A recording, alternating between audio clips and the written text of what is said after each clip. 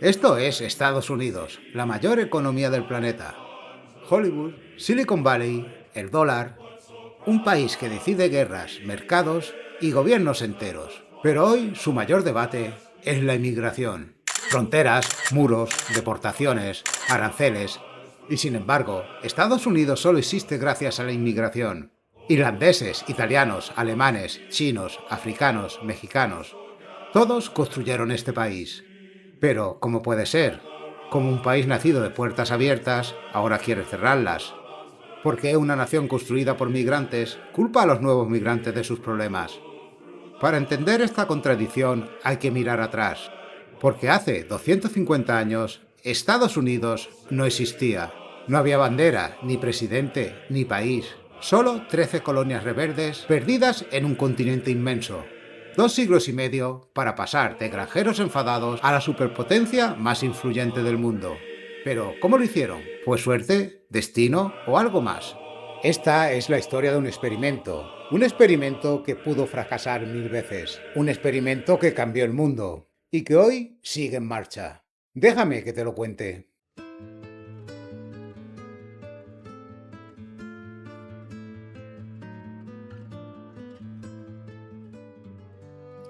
Mucho antes de que existiera Estados Unidos, mucho antes de las banderas, de los presidentes y de las guerras, esta tierra ya estaba habitada.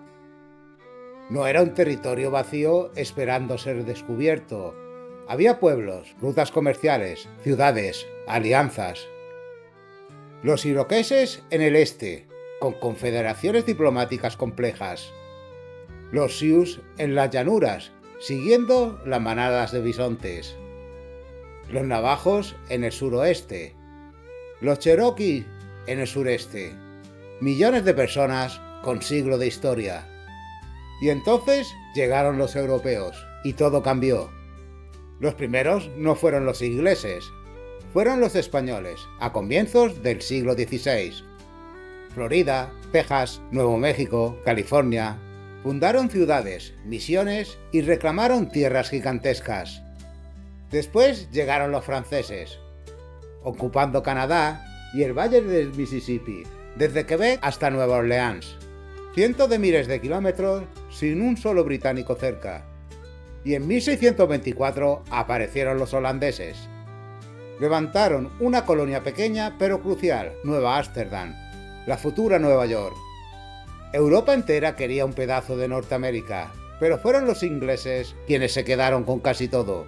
En 1607 fundan Jamestown, en Virginia. En 1620 los Pilgrims desembarcan del Mayflower en Massachusetts. Los Pilgrims no eran exploradores ni aventureros, eran refugiados religiosos, perseguidos en Inglaterra por desafiar a la Iglesia oficial.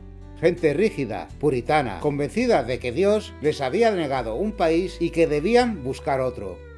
Cuando llegaron, se encontraron con los pueblos nativos de Nueva Inglaterra. Al principio hubo ayuda y cooperación. Los Wampanoag les enseñaron a sobrevivir al invierno. Pero pronto llegó la desconfianza, las enfermedades y los conflictos por la tierra. Una relación que empezó con pactos y terminó con guerras.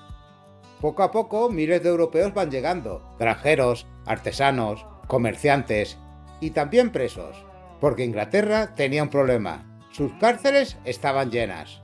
La solución: mandarlos a América a trabajar, a construir, a poblar.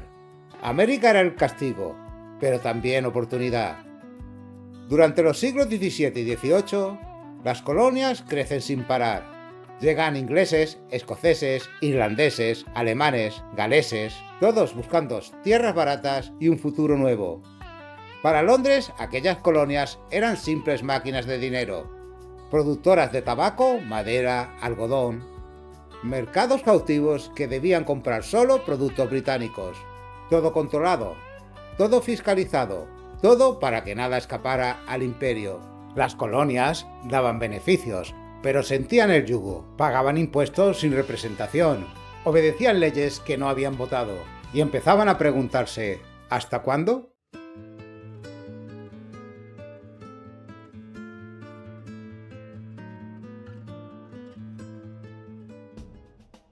A mediados del siglo XVIII, las 13 colonias estaban hartas del control británico, impuestos, restricciones, castigos. Un imperio que las veía como granjas productoras, no como ciudadanos. Y entonces llegó la chispa. 1773, Boston. Una noche helada, un grupo de colonos arroja cargamentos enteros de té al mar. Un pequeño gesto que lo cambia todo. Inglaterra responde con dureza. Ciudades cerradas, castigos colectivos. Las colonias se indignan. Y una idea imposible empieza a tomar forma. ¿Y si nos independizamos? En 1776, los líderes coloniales, Washington, Jefferson, Adams, Franklin, Hamilton, firman la Declaración de Independencia, un papel que decía algo radical, que el poder no viene del rey, sino del pueblo. Ese era el concepto que querían crear, una república. No aristocracia, no monarquía, no a coronas heredadas. Una república de ciudadanos, inspirada en Roma, en Grecia y en siglos de pensamiento ilustrado. Pero había un problema. Habían declarado una república, pero no tenían ejército para defenderla. Washington perdió casi todas sus primeras batallas. Los británicos tenían la mejor marina del mundo. Más hombres, más dinero, más de todo.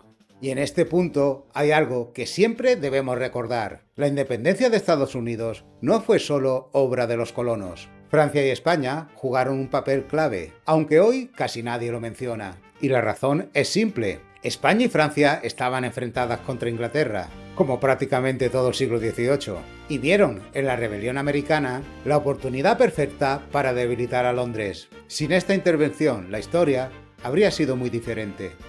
Francia envió dinero, armas, oficiales y finalmente un ejército entero. El marqués de Lafayette convertido en héroe y la flota francesa que bloqueó a los británicos en Yorktown. España ayudó desde las sombras. El rey Carlos III envió millones en oro y pólvora a Washington. Y desde Luisiana, el gobernador Bernardo de Gálvez atacó fuertes británicos en Florida y el Mississippi. Les quitó territorios clave, evitando que los ingleses reforzaran el frente norte. 1781, Yorktown. Gracias a la ayuda europea, las fuerzas británicas se rinden. Contra todo pronóstico, el experimento ha sobrevivido. Washington ya era el hombre más poderoso de América. Tenía un ejército, tenía el respeto de todos. Podía haberse convertido en rey, pero hizo algo que casi nadie en la historia había hecho. Renunció al poder y se retiró a su granja. Este gesto convirtió la revolución en un símbolo, una república de verdad. 1787.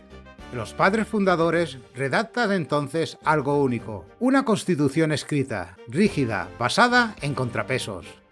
Un sistema pensado para evitar que nadie acumulara demasiado poder. Inspirado en Montesquieu, en la Ilustración, en la antigüedad clásica. Una república moderna, nacida de ideas antiguas. ¿Eran masones? Sí, varios. ¿Una secta oscura? No. Eran ilustrados europeos obsesionados con la razón. Y eso bastó para alimentar siglos de teorías. Pero había una contradicción enorme. La Constitución prometía libertad, pero mientras Jefferson escribía «Todos los hombres son creados iguales», 600.000 personas estaban encarenadas en plantaciones del sur. Cuando Washington renunció al poder y se retiró a su granja, volvió a una plantación con más de 300 esclavos. Hablaban de libertad, mientras permitían la esclavitud. Prometían igualdad, mientras millones no tenían derechos. El experimento nacía brillante, pero también nacía manchado.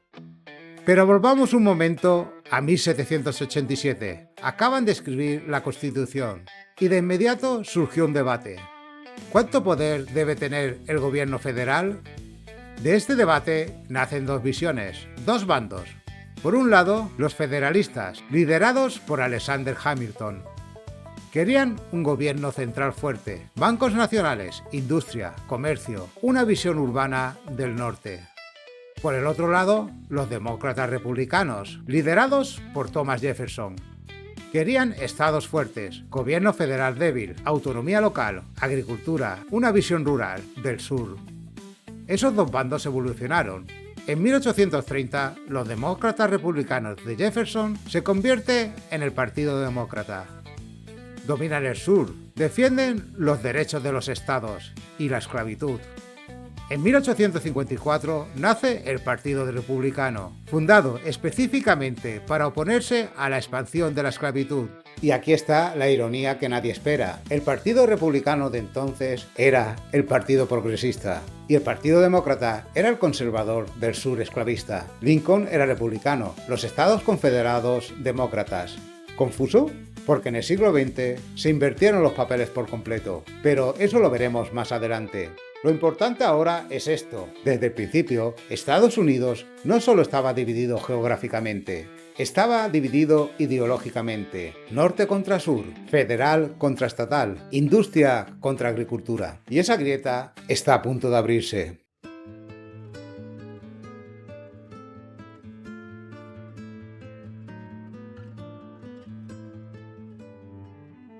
A comienzos del siglo XIX, Estados Unidos era poco más que un experimento tímido. Un país agrícola, pequeño, rodeado de potencias europeas. Pero ese siglo lo cambió todo. 1803. Thomas Jefferson hace algo insólito. Le compra a Francia más de 2 millones de kilómetros cuadrados, por 15 millones de dólares. El país duplica su tamaño en solo un día. Poco después llegan más piezas del puzzle. 1819. Florida pasa de España a Estados Unidos. 1845. Sanessa, Texas. 1846. Oregón. 1848. Tras la guerra con México, obtienen California, Nevada, Utah, Arizona y Nuevo México. En menos de 50 años, el país se extiende del Atlántico al Pacífico. Una velocidad histórica que ningún imperio había logrado. Pero esta expansión tuvo un coste brutal. Las naciones nativas fueron empujadas, expulsadas o exterminadas. Cuando hoy escuchas que Estados Unidos es una nación de inmigrantes, recuerda esto: los primeros desplazados fueron los que ya estaban allí. Mientras el mapa cambiaba, el país se llenaba de gente nueva. Entre 1820 y 1900 llegaron más de 20 millones de inmigrantes europeos. Las ciudades explotan. Los puertos, los trenes, las minas y las fábricas funcionan gracias a ellos. Estados Unidos empieza a convertirse en el mayor experimento migratorio de la historia. Irlandeses, italianos, alemanes, chinos, en su momento también lo llamaron invasores. También les dijeron que no encajaban, que arruinarían el país. ¿Te suena familiar? Pero esta mezcla explosiva y nueva convive con un problema antiguo. A medida que el país crece, lo hace también la tensión entre norte y sur. El norte se industrializa, el sur depende de la esclavitud. Pero el país está creciendo demasiado rápido y la pregunta que nadie quiere responder ya no puede esperar. ¿Puede un país fundado en libertad permitir la esclavitud? 1860. Abraham Lincoln es elegido presidente, sin un solo voto del sur. El sur lo ve como una amenaza existencial y el experimento explota. Carolina del Sur se separa, luego otro estado, luego otro. Nace la Confederación, la guerra empieza. 4 años de fuego, 600.000 muertos, más que en toda la guerra de Estados Unidos juntas. El experimento que había sobrevivido a Inglaterra casi no sobrevive a sí mismo.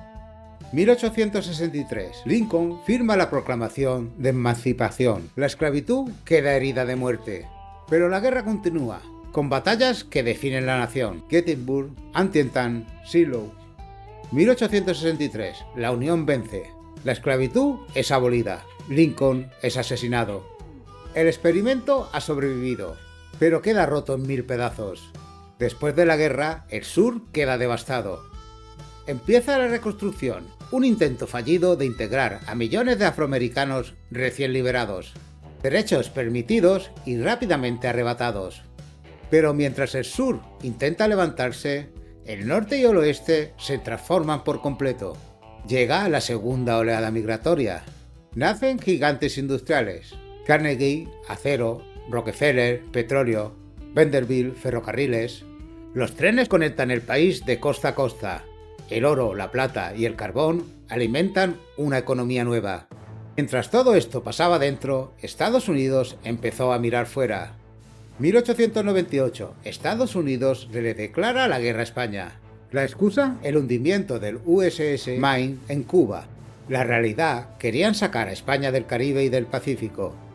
La guerra dura 10 semanas y al final se quedan con Cuba, Puerto Rico, Filipinas y Guam. Y entonces comienza algo que marcará el siguiente siglo: las intervenciones. Entre 1898 y 1934, Estados Unidos interviene militarmente en América Latina más de 30 veces. Nicaragua, 4 invasiones. Haití, ocupación durante 19 años. República Dominicana, ocupada 2 veces. Cuba, la famosa independencia, con la enmienda Platt que permitía a Estados Unidos intervenir cuando quisiera. El motivo oficial, proteger intereses americanos, estabilizar la región, llevar democracia. El motivo real, plantaciones de bananas, caña de azúcar, control de puertos. La United Fruit Company se convierte en un poder paralelo. Gobiernos enteros dependen de sus decisiones. Y si un gobierno intenta nacionalizar tierras o regular la economía, llegan los marines. El experimento que nació rechazando el imperialismo británico acabó construyendo su propio imperio. Un imperio sin colonias formales, pero con bases militares, empresas transnacionales y gobiernos amigos. O gobiernos que aprenden a ser amigos rápido. Pero esto era solo el principio, porque el siglo XX iba a cambiarlo todo.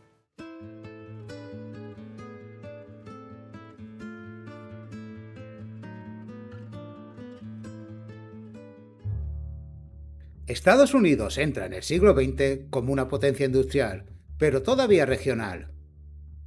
Nadie los ve como el líder mundial. Ese puesto lo ocupan los imperios europeos, Reino Unido, Francia, Alemania. Pero en 45 años todo cambia. 1903. Estados Unidos apoya la independencia de Panamá de Colombia. ¿Por qué? Porque necesitan construir un canal que conecte el Atlántico con el Pacífico, y lo logran. El Canal de Panamá se convierte en la arteria comercial más importante del continente, y Estados Unidos lo controla. 1914. Europa explota. La Primera Guerra Mundial comienza. Alemania, Austria, Hungría, contra Francia, Reino Unido, Rusia. Estados Unidos observa desde lejos. No es nuestra guerra, dicen. Pero venden armas, prestan dinero, se enriquecen con el conflicto. 1917. Alemania hunde barcos estadounidenses y entonces entran en la guerra. Llegan tarde, sí, pero llegan con millones de soldados frescos, con recursos ilimitados y definen el resultado. 1918. Alemania se rinde. Estados Unidos no ganó la guerra solo, pero sin ellos los aliados habrían perdido y el mundo empieza a verlos diferente. Los años 20 son de euforia, jazz, automóviles, rascacielos. Wall Street se convierte en el centro financiero del mundo. Nueva York compite con Londres. Estados Unidos ya no es solo poder industrial, es cultura, es glamour, es el futuro. Pero en 1929, el 24 de octubre, la bolsa de Nueva York colapsa. En un solo día, millones pierden todo. Y comienza la Gran Depresión. 25% de desempleo, bancos que cierran, fábricas que paran, hambre. 1933, Franklin D. Roosevelt asume la presidencia y lanza el New Deal, trabajo público, infraestructura, regulación bancaria. El gobierno interviene como nunca antes en la economía y poco a poco el país empieza a respirar de nuevo. Pero afuera el mundo se está preparando para algo peor. 1939. Alemania invade Polonia. Comienza la Segunda Guerra Mundial. Estados Unidos otra vez observa desde lejos. No es nuestra guerra, repiten, pero venden armas a Inglaterra, a Francia. Apoyan sin entrar. Roosevelt quiere intervenir, pero el pueblo americano dice nunca más. Y entonces, 7 de diciembre de 1941, Pearl Harbor. Japón ataca la base naval de Hawái. 2.400 estadounidenses muertos en una mañana. Roosevelt lo llama un día que vivirá en la infamia. Estados Unidos quería quedarse fuera, pero la guerra llegó a ellos. Y cuando entraron con todo. En menos de un año, Estados Unidos se convierte en la fábrica del mundo. Producen más aviones, más tanques, más barcos que cualquier país en la historia. Envían millones de soldados a Europa y al Pacífico. La economía entera se pone en modo guerra. Y esta vez no llegan tarde. 1944, desembarco de Normandía. Las tropas aliadas lideradas por Estados Unidos invaden Francia ocupada. El Pacífico, isla por isla, empujan a Japón hacia atrás. 1945, Alemania se rinde en mayo, pero Japón resiste. Y entonces Estados Unidos toma una decisión que cambia la historia para siempre. 6 de agosto de 1945, Hiroshima. Estados Unidos lanza la primera bomba atómica. 70.000 personas mueren al instante. 3 días después, Nagasaki. Otra bomba. Otros 40.000 muertos. Japón se rinde. La guerra termina. 1945. Europa está en ruinas. Japón destruido. La Unión Soviética ha perdido a 27 millones de personas. China devastada. Y Estados Unidos intacto. Su territorio nunca fue invadido. Sus fábricas intactas. Su economía más fuerte que nunca. Y ahora tienen la bomba atómica. El experimento ya no es solo un país. Ya no es solo una potencia. Es la superpotencia.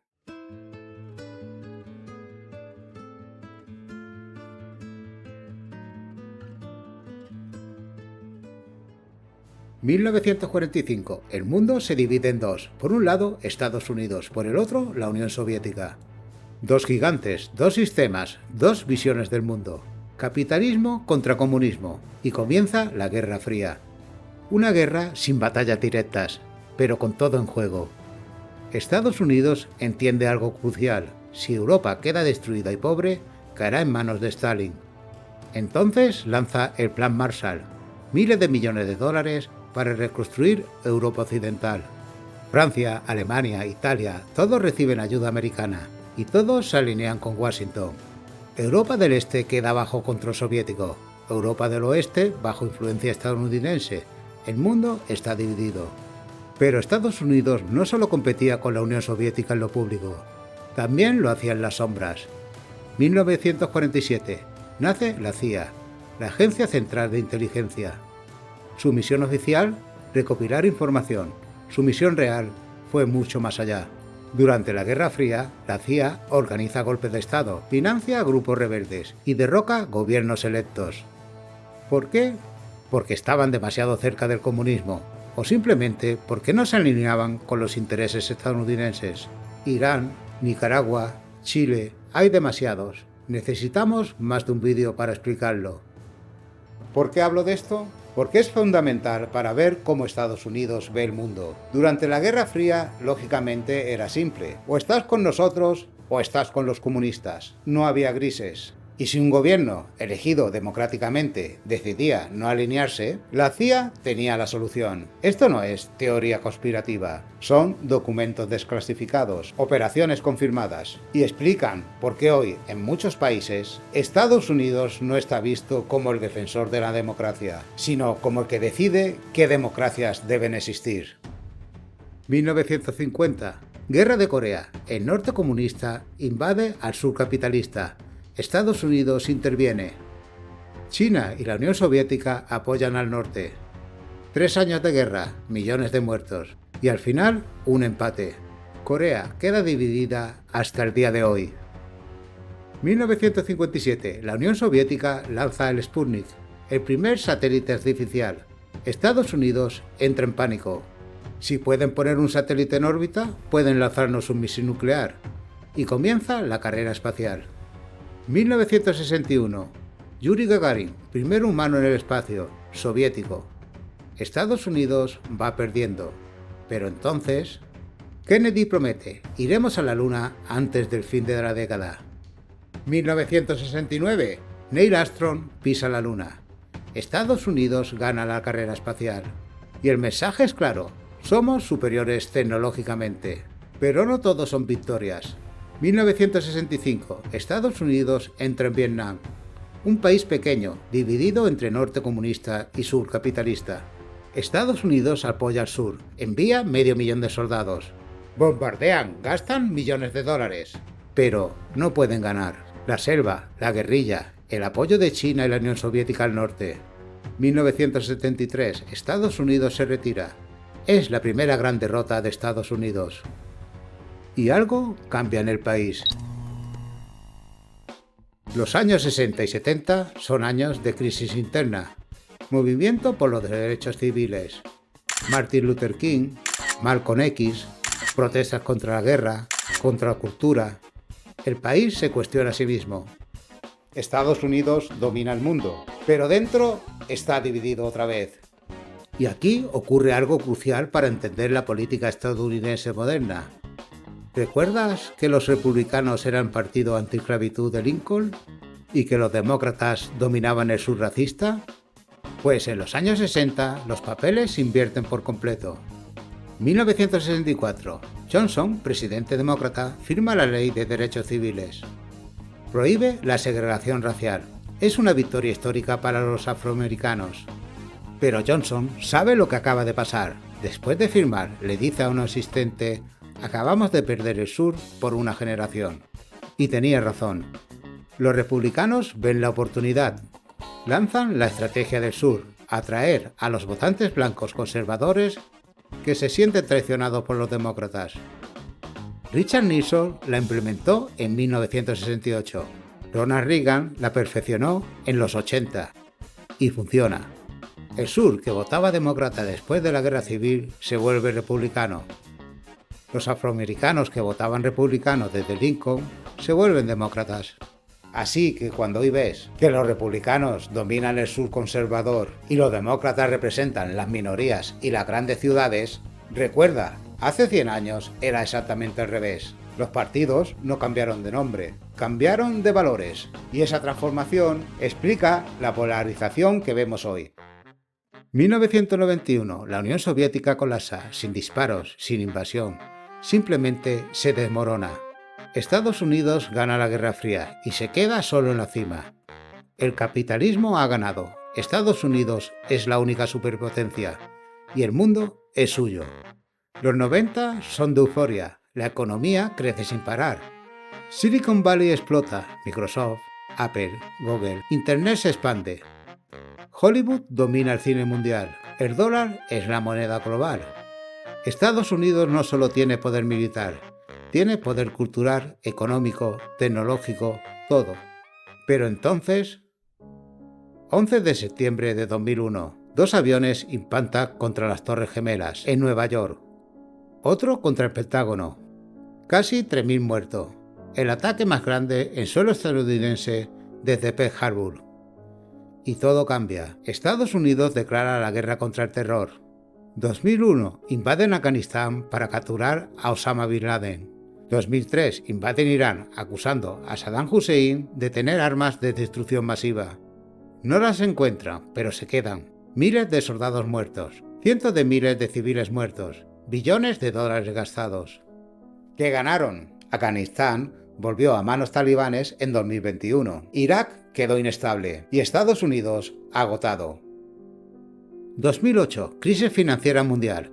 Empiezan en Wall Street, con bancos que habían apostado demasiado, y se expande al mundo entero. Millones pierden sus casas, sus empleos, sus ahorros. Estados Unidos, que lideraba la economía global, casi la destruye. 2008. Barack Obama, primer presidente afroamericano, un símbolo de cambio. 2016. Donald Trump, America First, aislacionismo, aranceles, muros. El país que construyó el orden mundial empieza a cuestionarlo.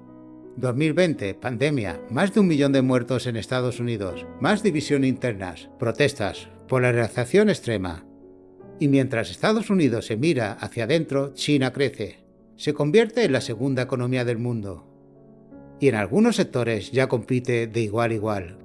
2025, Estados Unidos sigue siendo la mayor potencia militar, la mayor economía. Pero ya no es el único jugador, por primera vez en décadas. El futuro no está claro. 250 años, eso es lo que tiene Estados Unidos. Roma duró 1000 años, el Imperio Británico 300, los mongoles 150. Todos cayeron, todos creyeron que eran eternos y todos se equivocaron. Y Estados Unidos, con toda su grandeza, con todas sus contradicciones, no será la excepción. El experimento continúa, pero los experimentos eventualmente terminan.